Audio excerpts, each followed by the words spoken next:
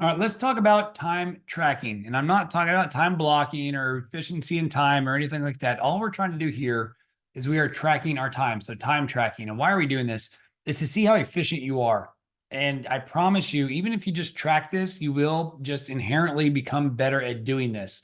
So, what do we do and why is it important? So, guys, here's a notebook that I use. I'll put a link somewhere around here so you can get it. And the reason why I use this, it's blank. I'll open it up to a blank page. You can see it nice and pretty without my chicken scratch.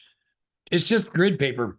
I like the grid paper because it helps me stay in the lines, just enough to do that. But more importantly, it helps me track my time. And here's how. Even if you live in Outlook, like I have Outlook, my day's planned and all that stuff, my number one tip is put it in front of you, put it on a piece of paper and have it ready to go. So you don't have to use this, but I like it and I'll share why in a moment. So what I do is every single day, and I'm just opening to a random page. I say random, it's yesterday it looks like. But if you guys can see, I'll put 8, 9, 10 o'clock, 11 o'clock, 12, 1, 2, 3, 4, 5, 6, all the way down. And I leave a little space over here, but I put those and then I write down what I'm doing that day from Outlook. So I look at the calendar, I'm like, oh, cool. In this case, I had a meeting with a buddy from 8 to 10. And you can see there's a hard line, right? Where to go? This side of the page, because this is a buddy. We're talking not mortgage stuff. We're talking, business, we're talking money, but we're not talking mortgages. So technically that won't count in my day. So, but just write it down from 8 o'clock to 6 p.m. is what I do. Now, again, I do work some mornings, I'll work some at the night, but the reality is 8 to 6 is the golden time. That's when you should be making phone calls and doing like productivity work that actually gets you business. So there's a whole nother thing I've done on chess timers. Check that out. That's how you track your green time. And this helps you do that as well. But if you write down like every 30 minutes, like what you expect to do that day. So 8 to 9, in this case, 8 to 9:30, I was meeting my buddy. 10, from 9:30 to 10, I was doing travel. From 10 to 11, I was going to meet with a guy for 30 minutes. 11 o'clock, I had a conference call for an hour, then another conference call. Then I'm doing phone calls. So I'm writing all that down through the day, every 30 minutes in 30-minute blocks. And then to the right, as I do those things, I will then write the expected green time, meaning, activities that make me money, phone calls and meetings. So to the right, like if I were to say, okay, I'm going to call from 10 to 11 o'clock, that's 1 hour of green time. So to the right of those activities, I'll just put 1.0 green and write that out. And here's why we do that. So once you got your day listed out, no white space. Do leave time for flex time, right? So flex can be like, hey, there's a block between 2 and 3 o'clock. I might have a pre-qual to do that day. I might have some emergency that comes up. So plan for it. Plan for the unexpected. And guess what? At 2 o'clock, if there's no emergency, no pre-qual to do, then go back to phone call and dialing for dollars and setting appointments and talking to past clients and talking to realtors. Like when you don't know what to do, go back to green, but go ahead and at least schedule some flex time in there. Same thing with travel. Like I wrote back, I'll get in that example here in a minute.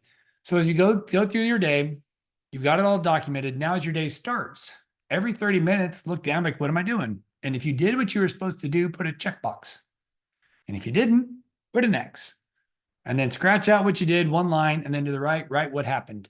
If I'm supposed to be making calls from 10 to 11, but my processor called me and all of a sudden I got a fire drill, X from 10 to 11, because now I got a fire drill to put out for an hour. And to this, I just scratch it out, each one, and then to the right, put fire drill, Smith file. So as you go through your day, there's 20 boxes from 8 a.m. to 6 p.m. There are 20, 30-minute intervals. At the end of the day, score yourself. How many check boxes did you get right? So in this day that I just showed you, opening it up, I only had 12 opportunities. So I only worked 6 hours that day. So I look at this. I had breakfast that morning from 8 to 9:30 with my buddy. And technically it looks like it ran over to 10 because I got an X at 10 a.m. And then I had a kid basketball game at 4 p.m. So I got 12 possible opportunities that day. And in those 12, I only got 10. So 10 out of 12 was my score.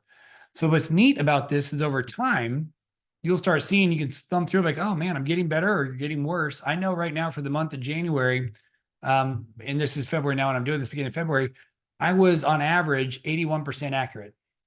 So that's about 16 out of 20 times. So not bad. I'll take a B student, but the reality is I've once before been as good as 93%, meaning I honored my calendar.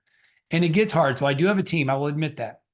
If you're a solo practitioner, you're probably not going to get 90% because what's going to happen is when there's a fire drill, it is you, right? I have folks to help me, and that's okay. You're not in competition with me. You're in competition with yourself. The goal is, can you start predicting accurately when fire drills happen? And again, buffer time and put it in there. But then you can start going through your day like, man, I crushed it. And so the green time I mentioned earlier, as you go through this and check that chest timer out, but if you hit those times, if you say, hey, like the day before, I'll show you the day before, I got 15. See if you guys can see my chicken scratch, right? Look at these check boxes. I got 14 out of 15 correct. And I hit 3.75 hours of green time for the total of what I was expecting to be 4 hours of green time. So not quite, about 15 minutes off. And that's coming from my chest timer. So I was close, not bad, but a good day. And by overall accounts, I only worked 7.5 hours that day because there were 15, 30-minute intervals. So when you record this, it's nice. And if you want to get like advanced, I put mine at the end of the week into a spreadsheet just because I'm a nerd. But I like seeing that, and I make a little so you can see the trend. I'm happy to help you if you guys really truly want to do that. But it's really cool. So at the end of the day, 8 to 6 is what I measure because that's when it's green time. That's what I can do. Whatever you do at nights and the mornings, that's up to you. So a couple other pro tips here. At the end of each day, at the bottom, I'll put little notes, and it's literally could be, in this case, it's like three little commas, right? So I did a podcast. I recruited a loan officer, and I met with a buddy who's in the business. That's part of the reason why I only had 15 hours as opposed to 20, because the last half of the day was meeting with another buddy. Again, business stuff, but I'm not recruiting him. Well, he is in the mortgage business. I'm not recruiting him, and it's not going to make me more money. So I didn't count that as work because that was fun. And I just like seeing him and hanging out and learning and getting better. So at the end of the day, write down what you did. Because as you flip through, I know it's in here like a couple of days ago, I just put bad decisions on my part. Like I didn't hit my day. Like I was like, I don't know, 10 for 20 or something. And the reason why is something came up. I had an idea. I called my marketing person and I chose, whether it's call reluctance, self-sabotage, whatever, I chose to not make my green time phone calls. That's just bad on my part. So if you write those down, one, you're being honest, but two, you start hopefully seeing less and less of those over time. So I write that down. Lastly, if you guys want, and I do this based on, and it's again, it's chicken scratch. It's hard to see, but the Eisenhower matrix, you guys have seen it. What's urgent and what's important.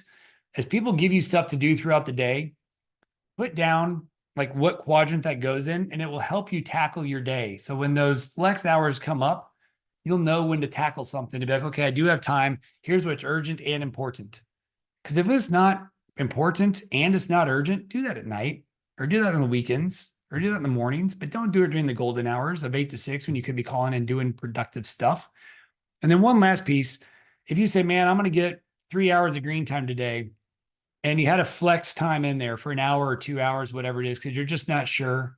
Or maybe you were going to have a conference call that you ended up not having after all, and you start to dial the phones instead.